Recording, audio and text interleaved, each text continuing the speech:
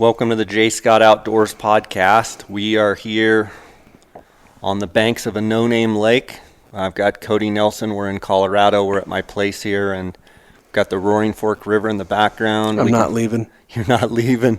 Cody is staying. We can look up at Mount Sopris, which is 12,950 feet, and I can look up there where I've almost summited. I still need to climb Mount Sopris. I got about 500 yards from the top and got in a big lightning storm, so my wife and I boogied down, but it's covered in snow right now.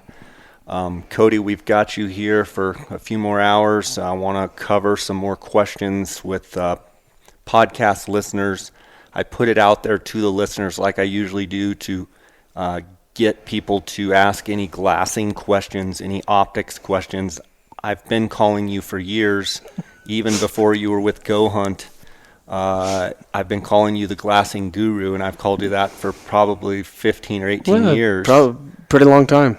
And I nicknamed you that a long time ago, the Optics Authority. So it's great to have Cody Nelson here. Want to encourage you guys, if you have any optical needs at all, tripods, spotting scopes, rifle scopes, anything to do with glassing, rangefinders, give Cody a call, 702-847-8747. You can also, that's extension 2. You can also send him an email at optics@gohunt.com. Let's just dive right into the questions. Hammer, let's go. Best pan head for 15 by 56. We've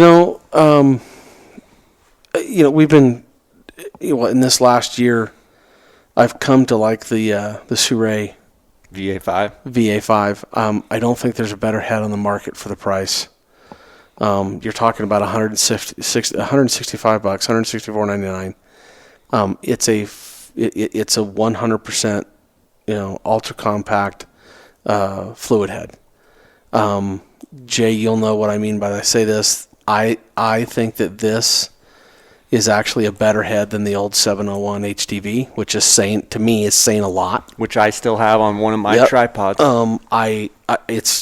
I just think it's a great value. It's Arca-Swiss compatible. Well, it's cheaper too. Well, yeah, it's $100. Well, and they don't even make the 701 HDV anymore. But I've switched a couple of my heads out. Guys, it weighs just a little bit over a pound, and I just think that the smoothest, whether you're using 15s, a BTX, or a pair of 10s, I think it's all around one of the smoothest, easiest, maneuverable tripods there is, heads, on a tripod that there is. So VA5, $164.99. Let's see. Your thoughts on Cabela's Euros 15 by 56. What would be your top 4 pairs of 15s in order? In order? Kind of put me on the spot now, aren't you? I think that's an interesting question, and I think I don't want to, look, I've got vendors and I have to be, partial, but let's be honest with each other. The fact of the matter is that there's a number of 15s out there, and there's a couple of them that are more expensive than the others. And I would tell you that those, I'm not going to hide behind it, but the Swarovski and the Zeiss are my 2 favorite 15s. I don't think, but they're also at the top of the pile. They're at the top of the pile as far as the price, and I'm sorry, but when it comes down to it, the 15, SLC is my favorite 15 that's out there, but it's also the most expensive one. I've spent a number of time behind the Zeiss, and I think that's absolutely a 100% quality piece of gear. I'm proud of that piece of gear because I actually got to sit in the meetings when we talked about, creating it. So, for $1,800, and we give a $150 gift card away with it, that's a great value. Well, you use the old Zeiss 1560s forever. I use those. I use those forever. They're still phenomenal. I used to use the 15 Doctors. Yeah.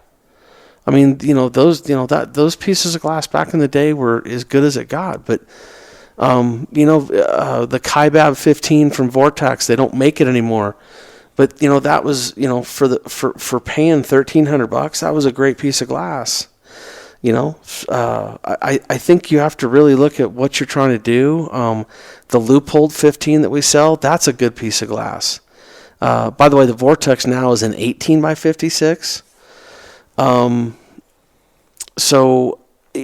those are also in a whole nother price category. They're down in the 1300s.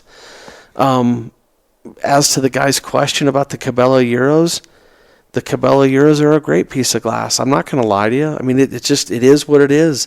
I mean, it's a Meopta product. Meopta makes them. Meoptic's always been known for good coatings. It's the only knock I have about the Cabelas is that they're heavy. But so are Meoptas, and I'm not trying to hammer Meopta. It is what it is. It just is. Put them on a scale. They just weigh what they weigh. So, but yeah, I think what people need to really do is I think they need to go to these stores. They need, I mean, you can ask them to go outside. You can try to compare them to the best of your ability. Put your eyes on them. I'm sorry, my eyes don't lie.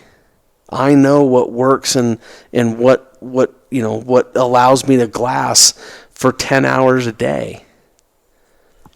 So I just, I hope nobody's offended by my answer, or, I'm no, sure. I mean, everybody's eyes are different. So. Everybody's eyes are different. And I think somebody, guys need to look at, okay, how much are you spending behind the glass?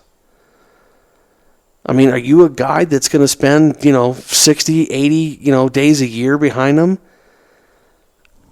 You got to make decisions on what works for you and what's going to treat you the best. And I think you have to go put your eyes on glass and go do that and decide for yourself which ones make the most, because this whole conversation goes back to what I've always said. Buy the best glass you can afford, put it on a tripod, and slow down. Mm-hmm. And by doing that, you're going to afford yourself less eye strain by buying the best glass. By putting it on a tripod, you're gonna settle the glass down. It's not gonna move. It's less eye strain. And by slowing down, it's all about keeping things quiet and being able to be still and be able to let your eyes work. So I hope that answers guys' questions. If they want to talk to me about it and call me, sometime during the week, I'd be more than happy to discuss it with them. Next question, Suaro SLC 10 by 42 versus 10 by 56, pros and cons of each. Well, I think the first thing that needs to be said is that, to my knowledge, the 10 by 56 is not... It's a special order in the United States right now. It is not regularly on shelves. There may be a few people in the country that have them, not very many. But I think he's talking about, honestly, I think he's saying 1050s. Well, yeah. I think that's what he's asking, but I'm well, not sure. And then they don't even make the 1050 SLC anymore. They make a 1050 EL. So... Is he talking about 50, or is he talking about 1556s? No, I think he's talking about 1042 versus 10 by 56. Just talking about glass to glass weight. So even if it is 56 or 50, it doesn't matter because I'm going to give you the same answer. Here it is. If you are wearing these on your chest, primarily as a chest glass, and they're probably not going to wind up on a tripod, I'm going 1042s. There's no reason to carry that extra weight because you're probably going to have a spotting scope or tripod with you, or a spotting scope or a set of 15s. Okay. Can I throw something? Yeah, there for sure. For those out there that don't understand the difference between a 1042 and a 1056, the 42 represents the objective portion. So the furthest from your eye, the closest to your eye would be the ocular lens. The objective lens would be out on the back side of the binocular. So it's 42 millimeters 42 millimeters versus 50 or 56 millimeters. So the 42 millimeter tube is going to be a smaller tube. So when Cody talks about 10 by 42s being lighter, why are they lighter? Because the objective is smaller. Yes. So you're dealing with a smaller piece of glass as well as all of the housing that goes around it. Yeah. That's why it's going to be and if this lighter. gentleman's talking, or I'm not sure who sent the message in, but if this person's talking about the 10 by 56, it's the same body as a 1556 Swarovski. Okay. So, that's a good point. But regardless of brand or anything, if you told me that I'm going to use a set of 1050s or 1056, and that I was primarily going to use them on a tripod, but they could still wind up in my chest pack, I'm going to tell you right now, the 10 by 56s in your chest pack, that's a lot of glass to have in your chest pack. Heavy. Yeah, some guys wear their 15s. I don't. You can debate it until you're blue in the face. It doesn't matter. The bottom line is they're heavy. If I'm gonna glass with them off a tripod, and I'm gonna try to utilize that 10 power, kind of lessens the Mirage and all. I mean, there's a whole number So of now reasons. you're putting them on a tripod. Yeah, now you're putting them on a tripod. You're going to go with the 50s. I'm going to go with the 50s or the 56s because it's going to be a really good piece of glass off of a tripod. Right. So if I'm really going to spend that time, you're going to get a wide field of view, and you're going to get, super, super bright. Right, because the exit Like people. that early morning. Like if you told me that, we were going to sit up on a knob and we're going to glass bears until they wake up or they start feeding into the dense timber or something. I'm thinking, man, I want super, super bright. Right, and wide. And wide. Right. So I can kind of see that stuff. So I'm hoping that answers the question that he's wanting. Because Jay, you know as well as I do, we've talked about this before, there's a lot of good Coues deer hunters that have lived off of a 10 by 50. Yeah, I used to use the heck out of them. I've used those and I love them, but there's a lot of good Coues deer hunters, a lot of good hunters that have spent a number of years glassing solely with a 10 by 50 and a spotting scope, and they've killed some of the most impressive trophies I've ever seen. Next question, it's don't quite understand it, but let's try and work through it. Self-taught hunter out west. Mm-hmm. Post basics, comma. Question is where? Question. Water, mountain, or canyon? Self-taught hunter out west, comma. Post basics. Question is where? Water, mountain, or canyon? When he's saying post basics, maybe he's asking what are your basics, like glassing basics? Is that what are you getting out of that question? Where's he looking? Yeah, and the first thing I'm going to say is all of the above. Find a target-rich environment and put the glass to it and see what's there. And if you don't find what you're looking for, go to another spot. That I kind of take that from it. But then, as far as the basics go, I would tell you that, to have at least a 10 power piece of glass, I would tell you to mount it on a tripod, and I would tell you to methodically, look at your entry and exit points and your wide open spaces. And when those don't have any game in them, I'd really start concentrating on the heavy stuff. The thicker stuff. Yeah. And I'll add to that with, you say water, mountain, canyon. I want to be up on top of the mountain. Mm-hmm. I want to be up on top of the canyon edge. I want to be looking down and across if possible. Yep. I want to have when I say up, I want to be looking down. Why do I want to be looking down? I want to be looking over brush into an open area rather than being lower looking up, because when you're up looking down, it opens everything up. Exactly. When you have a bird's eye view, so picture yourself a bird trying to get high in the air to look down. That's basically what I try and do. I try and get up and look down and across. I think it's the simple thing of if you're looking at a slope and it's a 45-degree slope and I'm looking into that, at that angle, that ground level, you're kind of looking. You're trying to look over or through brush. When you're above it, looking now at 90 degrees, right? Right. Now you're looking not only you're above it, and you're looking down into those little pockets. Pros and cons.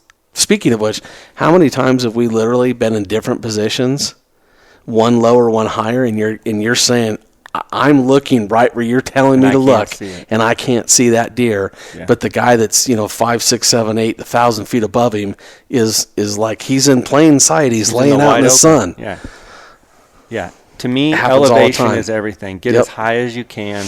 Look down and across. If you can get higher, get higher. Keep going high. That's what I gain the high ground. I try and go to the high ground. Period. Guys, also on these questions, it helps us out if you can be very specific. If you have to send them in 2 slides, if you have to send me personal messages, do not be afraid to be, lengthy, over descriptive and lengthy in your questions. It helps us answer. So, pros and cons of the Bino and Spotting Scope Bandit. Oh. So, maybe some of the guys don't know what they're talking about. So we have a Bino Bandit, and it's basically what it's doing is it's blocking out around your eyes.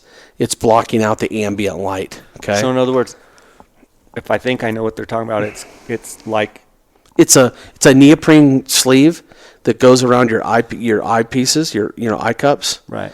And then basically kind of when you press your face into to look through, it kind of molds around the outside of your... So any light coming through is coming through the binocular. You're not getting any outside light coming through to mess with your eye. So, and then there's also one for the spotting scope that, kind of does the same thing. And I like them, number one.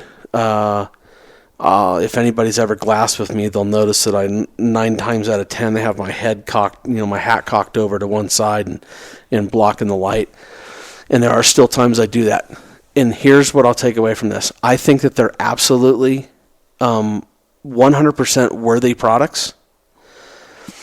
The only thing I do not like about them, period, is that if you have spent the morning trying to get up to your your glassing spot, and you go to put your face into an enclosed where there's no airflow, you are going to fog your optics. So I just tell people, use them when they're appropriate. Like, Jay, we've talked about this before about having the hat brim over the top of your optics, and people are like, God, I don't know why I keep fogging my optics up. Well, turn your hat backwards or take it off, cool off a little bit, and let that airflow, that's coming off your breath and everything, dissipate and get away from your optics, because people sometimes fog their optics up, and it's literally 100% caused by the heat coming off their body. Yeah. The other way to combat that is, if you know you're going to get up to the top of the hill and you've got your binos handy, which some guys obviously with a chest rig, but if you keep your binos close to your chest and under your jacket or whatever you're hiking with, when you take them out, the optics will be basically the same temperature or close to that, and you won't fog your lenses up. So yes, the Bino Bandits are a fantastic product. I say use them. They are a lifesaver when you're using them in the middle of the day, or when that sun is just right, perpendicular to you and coming right into your glass. I think they're a fantastic product. Cody, you hit something I want to also mention. If you leave your binos in your truck, or if you're backpack hunting and you leave them out, or the opposite of that would be if you're able to go, if you're tent camping, or take the binos inside, where you can take them at a warmer temperature and not let them sit out in the truck overnight, where sometimes mule deer hunting in Colorado, it'll be 5 degrees. All of a sudden those binos are very, very cold. I found if you can keep those binos in a warmer situation, If they're too cold and you put them up to your warm body after you've hiked up, they're going to fog immediately. Fog up. If you can put them under your jacket and warm those binos up, they're not going to fog as bad. Yep, this is exactly what I was talking about. Okay. Question here: what binos do you use? I'll go through my binos, and then Cody can go through his. So I use 10 by 42 EL binoculars around my neck. I almost always have the 15 by 56 Swarovski SLCs in my pack. I tend to use the modular system Swarovski 95 millimeter, the 30 to 70 eyepiece on the 95 millimeter as my spotting scope. I also have the 65 millimeter. 90% of the time I'm using the 95. Right. And then I have the BTX, the Swarovski BTX, and then I also have the Swarovski twin spotters. Now the twin spotters are a 25 by 50 wide angle eyepiece with a 65 millimeter STS Swarovski objective. Sure. So those are, I've used the Dr. 40s, I've used the Kowas, I've used the BTX, and I use the twin spotters. I currently own the twin spotters, and I currently own the BTX. Sure. Yeah, I mean, I have an 8. I use a 8 by 42 EO range most of the time as chest class. Typically speaking, and guys, sometimes this is an unfair question for me, not because I'm not afraid to answer and tell you what I own personally, but I'm constantly testing other products. Right. And that's basically how I can sit and talk and be able to, at least with some certainty that, I so you very rarely have the same pair of binos. Yeah, I mean, on you. Yeah, I mean, and I, if you're just talking about a typical coos deer hunt, I almost always have my 8s. I have a set of 15s, and I will bounce back and forth between 12 and 15s depending on where I'm hunting. And then I almost always have, I almost never go anywhere without a spotting scope. And then as of lately, I have been absolutely, I personally have fallen in love with the BTX. So I think for glass and long range and doing stuff that, there's really not much that I can miss now. Question here. You teased in a podcast about a new value tripod setup for about $150, I think. Any updates? Yeah, yeah, that's still in the works. Top secret, top double well, secret. but it's not. It's a package that we used to have, and the manufacturer, from Suaro, they basically stopped making it. They have brought it out in some different colors, and I have been negotiating and just trying to make sure that the prices are right and putting it together with the right head because we wanted to sell it as a package. I have used the tripod. I've been extremely happy with the tripod. I don't want to get in too many more details. We're trying to do that tripod for under $200. I know that it's a phenomenal value. And the fact More of to it is, come. yeah, I mean, I'm working on it, and I know some guys, and especially with all this talk of tariffs and, some of the stuff coming in from out of country, it's gotten tougher and tougher on certain things. And so I'm just trying to make sure that we can put this package together and that we can, have it for some time to come. So it is being worked on. I don't want to even really say it and talk this top secret. It's a package. It's not even double top secret? Well, yeah, I mean, it's a package that we used to sell and they used to have, and it was such a great value that all of a sudden the manufacturer just stopped making it. And without saying, we were like, I'm like, hey, I mean, God, that was such a good value, and our people really liked it. Our customers raved about it. What can we do to bring that back? And so I'm kind of a little bit at the mercy of how fast we can do that. So Okay. I am working on it. Is a spotting scope needed if you're already using 12 by 56?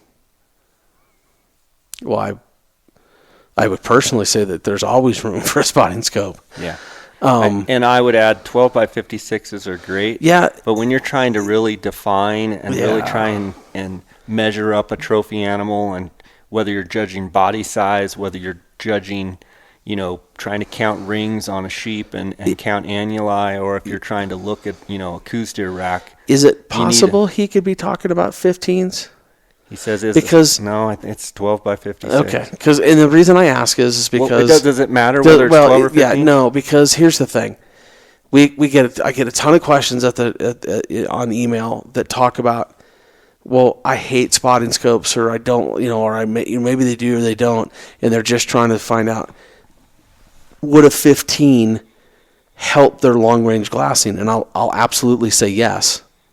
Because you're going to pick out more detail with the 15s than you are the 10s. Because you got just 5 more power. It's that much easier. And there's a lot of guys that just cannot look through a spotting scope for very long. And I have that question at least, I would say, without being at least 10 times a week.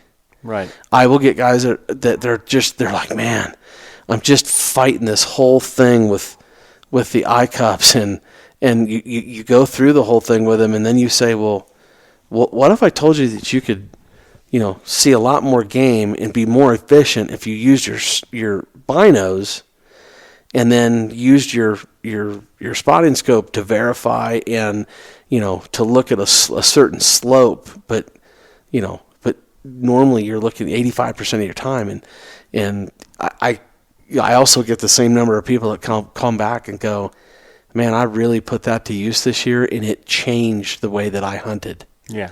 And I was successful with it.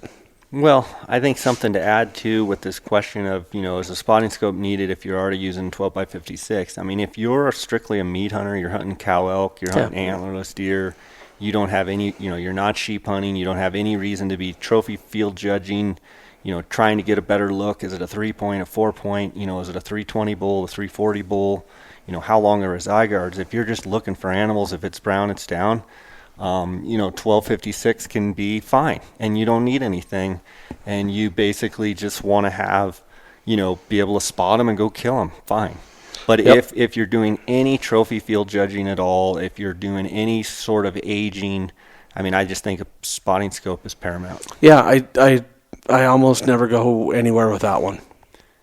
What is the best mid-level pair of travel binos, in your opinion, 150 to 250 range? So when he says travel binos, maybe he's just talking, just to have in the truck, or possibly just to go overseas and look at, Wow. What would you say in that? So, and he said travel? He says so best mid-level pair of travel binos, in your opinion, 150 to 250. I don't know if he means like just around your neck binos, or if he literally means he's going to just sightsee and travel. Well, that's the other thing is that I'm taking from that he means like a compact pair of, like almost like take to a ball game. Yeah. So if you're talking about something like that, if you could maybe go to $300, you could probably do some really good stuff with Zeiss. Like they have some Terras that are in that range that I think they make a, let's see, it's an 8 by 20 or 20, maybe 8 by 20, 8 by 22, and a 10 by 25. We've sold quite a bit of them at the shop. I don't even have them on the website because we get so little attention to them. But if that gentleman will call me, I'd be more than happy to talk with him about them, and I can get whatever he wants that way in terms of the companies that we sell. Yeah.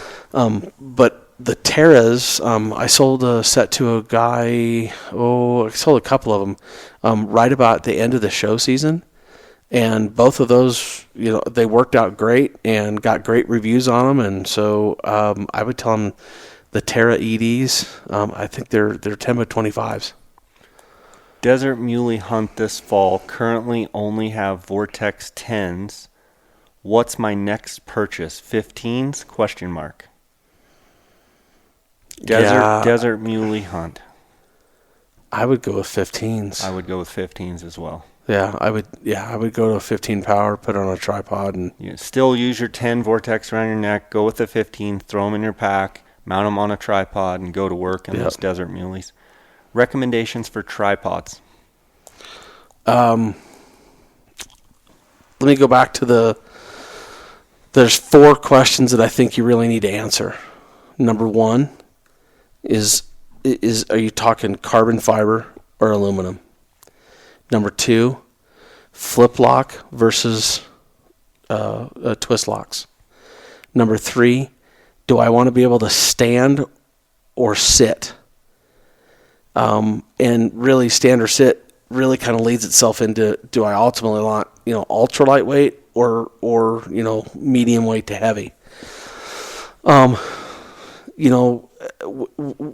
sell a ton of Manfrotto, and Manfrotto, I would tell you is that middle weight all the way through to the heavyweight stuff. And remember, when we're talking about middleweight to heavyweight, we're talking about stability. We're talking about being able to combat the wind or movement or what have you. I think a guy, if he wants to go to a 2-pound tripod, you go to the either the Slick 634, 635, the Suaro 1204 SK. Those tripods themselves are super compact. I think they go down to 14 inches, just the tripod alone. The 634 goes to 18 inches, but there's only like a 2-pound or 2 ounce difference or 1 ounce difference between the Slick 634 and 635. But, one's 14 inches, 118, so I think a guy needs to answer some questions. And I think those 4 questions of the basics need to be answered before, we suggest anything. But yeah, and wouldn't you say, I've heard you say a bunch, and I totally agree with you, there's one thing to go super lightweight, super ultra weight, ultra light, trying to get the lightest thing possible, right. But when you go super light, you lose stability. The lighter you go, the less stable it is. Obviously, there's a happy medium between, right. Too light and tons of vibration, and then too heavy, you can't even get it up the mountain, but it's steady as a rock. There is middle ground. I think that when a person talks about a 2-pound tripod, let's just say with a pound head, and he's at 3 pounds, that's typically about as lightweight as that I like to go. I know there's guys out there going, mine's, I'm not having that argument. Right. What I'm saying is, for me personally, I find that the tripods and the heads that make up that combination, that's kind of my compromise. I'm not compromising any more stability than that. Right, and you throw in real-life hunting conditions with outside in the wind. You want to eliminate as much vibration as possible. That's the whole reason why you're using a tripod. And if you can eliminate that vibration by using maybe a little heavier than what you need, but I always like to err a little bit heavier than what you need. And then there's so many guys these days that start shooting off their tripods. That's a whole nother thing. Well, hey, look, if anybody's looked through a pair of binos, and I'm just going to use the 1,000-yard mark, and you're looking at a deer, and the wind's blowing, I'm just going to say 10 miles an hour, and you get that little shimmer, that could happen with a 5-pound tripod. Yeah. So, I just think you got to answer those questions. And, but yeah, we run the gamut. We sell all that. Got a question here. How long have the mule deer antlers been growing? This is June 1st. I've been seeing mule deer bucks. I've seen mule deer bucks literally out, 7-8 inches starting to grow out from their base, from the burr, from the pedicle out. I haven't seen anything forking yet. I've seen a handful of bucks. The buck that I saw this morning, the bigger of the two, maybe was kind of to that Almost ears. Almost to the ears, and just had two, was just starting, looked real bulbous, like bulbs at the end. I mean, yeah, they've got a ways. Long way to go, yeah. Archery bull hunt with a weak rut. How are you going to hunt? Water, stalk, call, etc. Okay, so this is a question.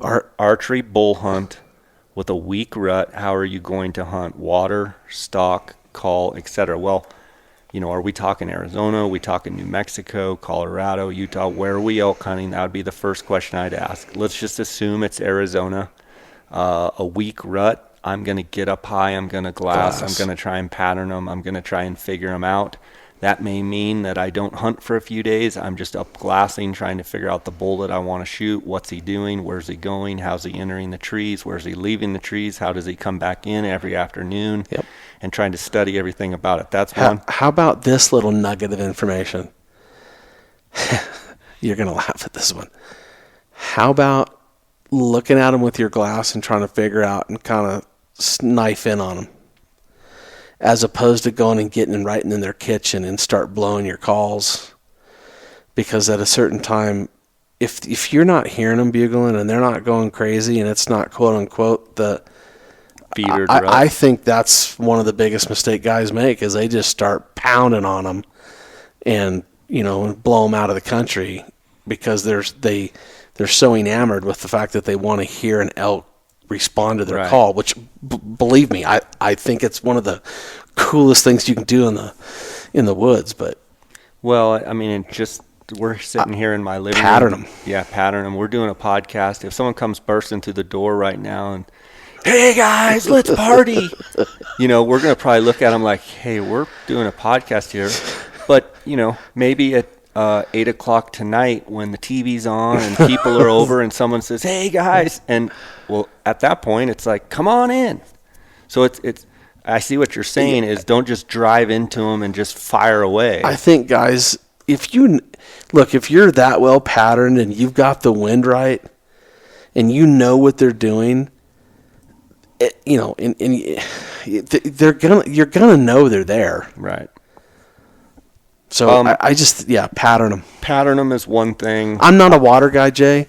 I've sat water maybe I'm gonna say a dozen times, and I'm just not a water guy. In arid places like Nevada, like southern Utah, in some places, New Mexico, Arizona, even some places in Colorado, maybe on the plains and such, where you've got units that are, arid, don't have a ton of water. Water's a premium. If it gets warm, if the rut's not cranking, you've got a good wallow to sit. It can be super effective. If you've got a water hole, I know in Arizona, if it gets hot and dry, you sit water, and if you be consistent and sit at the same water and just sit day after day, you find a water that they're really using, it can be an incredible way to kill an elk. So yes, I would agree, water. Stalking, if the rut is weak, stalking can be pretty difficult. If you want to send someone high and use an earpiece, use a radio in the states that it's legal, that can be a super deadly way if they're not bugling a bunch, but you've got someone up high and your eyes in the sky and he can tell you, okay, you're at the edge of the meadow, you need to close another 200 yards. They're out in the meadow, you can get to the edge of the trees, you're ahead of them, don't worry about it, get your wind right. Or if someone's saying, hey, you need to move along, they're working their way towards the big spruce tree. If you can be by the spruce tree, that's a tactic that can possibly be used. And then calling, I think Cody brings up a good point that if they're not really going that well, it's kind of hard to be super effective with calling.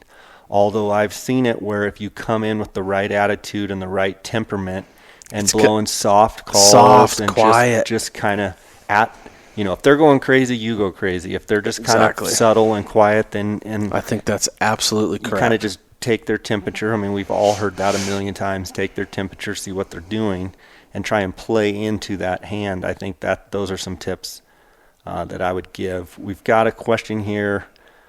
12 by 50 EL or 15 by 56 SLC for glassing off a tripod. Already have 10s. Before we get to we get this, we've already talked about it multiple times today.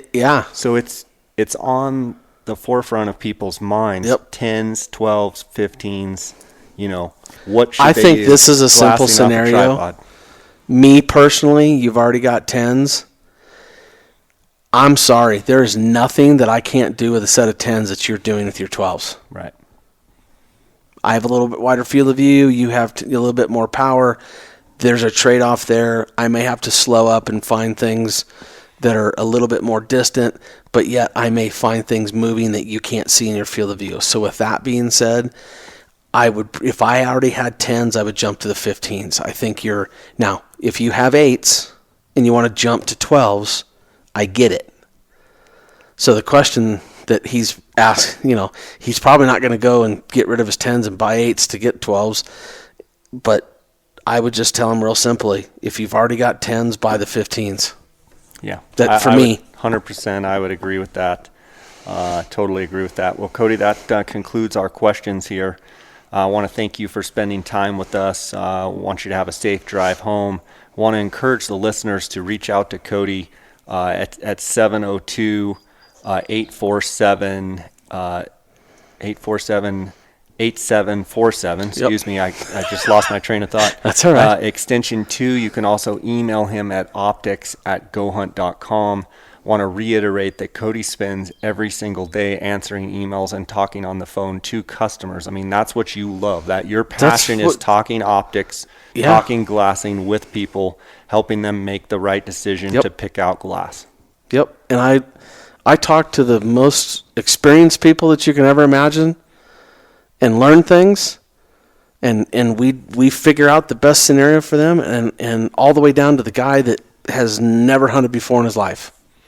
Yeah, and that's that's a beautiful thing, and I know I get feedback almost daily from people that you've helped. I want to encourage the listeners to give Cody a call. He's going to give you a great deal. Mention the J. Scott Outdoors podcast. Yes, sir. And Cody, always great. I just want to give you a chance if you have anything that you feel like we didn't touch on, or anything coming up that you need to kind of point out. Everybody know that what today's we're June 1, right? Yeah, June 1. So what do you got? 10 days left to the draw. Yep, for Arizona. So don't forget that. Know that we have added a bunch of Vortex product, new product to the website. We've added some scopes and some binoculars, and we added some into that beginner level stuff. We had a lot of questions from our customers and people that were wanting to get into hunting and didn't want to quite spend so much money. But so we've really broadened our footprint, and we're continuing to do that. We're in this will be happening with all the brands. We're always looking for the best product to serve our customers. So check out the Vortex stuff and see what's new, and yeah, hopefully it'll help you out. Guys, you can also go back to episodes 564. That was one we did with the Vortex rep, Jared Bernstein. Also 562 with the Zeiss rep, Cortland. And that's great value. I get a lot of podcast listeners saying they picked up a lot from that. We're going to have some other manufacturers on as well. The manufacturers that Cody carries, different ones throughout this summer. Guys, we're kind of in just really getting into the peak season of thinking about all of the upcoming fall hunts. We've got the Arizona deadline on June 11th. But June, July, and August, that's, when everybody's prepping, shooting their bows, shooting their rifles, getting all their optics and getting everything dialed in with their tripods, mounting systems, just getting everything ready to go. Just super fun time being a hunter, especially going into this 2019 fall season with the widespread, amazing moisture that we've had across the Southwest. Certainly the guys in Arizona, southern Utah, Nevada, and New Mexico are doing backflips because this is moisture like we haven't seen in a long time. So, excitement level, Cody, is super high with everyone we're talking to. I would just add to that, I know certain guys wait to the last minute for certain things, and maybe it's not their fault or what. But, hey, if you got a scenario or, something's pretty in depth, or give us a call now. Yeah. Let's talk it out, and let's get you thinking about it. And maybe you can or can't pull the trigger today, but, prepare for it. So we already know some of the answers. I'll help you do that. I mean, we can build, a package or whatever you're trying to accomplish, and we can have it kind of already thought out. And guys, for the rifle scopes, if you are, thinking about buying new rifle scopes and putting it on your, I know we haven't even had like the Arizona draw, but a lot of the draws have happened throughout the West. Do not wait. Yeah. Get ready. Prepped if you're going to change your scope, let's get it done now. Let's get your turrets built, your ballistic, your loads, get everything done, and get the right information. And the more time and that you save yourself that way, the more methodical you can be and the more accurate you can be and all those things. So I would just tell people, like, if you're going to change something, let's get it done. Cody, I thank you for taking care of a lot of the J. Scott Outdoors podcast listeners, and just encourage you guys to give Cody a call. I also want to thank the other sponsors of this podcast. I want to thank KUIU Ultralight Hunting. You can find out more at KUIU, that's KUIU.com. Also, Canyon Coolers, if you guys are in need of a new cooler this summer for the fall hunts, check out canyoncoolers.com. Use the JScott19 promo code. You're going to get a 10% discount. If you're looking for the best digiscoping device out on the market today, look at phonescope.com. Use the JScott19 promo code. You're going to get a 10% discount. And then onxmaps.com, the best hunting mapping app on your phone that you can get. Go to onxmaps.com. Use the JScott19 promo code. You're going to get a 20% off on all orders. Cody Nelson, awesome having you here. Looking forward to... I'm not leaving. You're not leaving. He's loving Colorado, guys. I'm not leaving. And we're going to go have some dinner tonight. I've already showed him some of my fishing holes. Unfortunately, we're kind of in runoff stage here. I do have the GPS coordinates. Yes. So call Cody if you want my fishing holes. And Cody, it's always great. Again, I want to encourage the listeners, 702-847-8747, extension 2. He's working his way diligently to number 1, but we're not there yet. Guys, thanks for having me, Jay. To the listeners out there, thank you so much for your support. And I really appreciate all of the feedback that I get through my Instagram account or through my email. You can reach me at jscottoutdoors@gmail.com. You can send me a DM at jscottoutdoors on Instagram. Until next time, guys, God bless. Thank you, Jay. Appreciate it.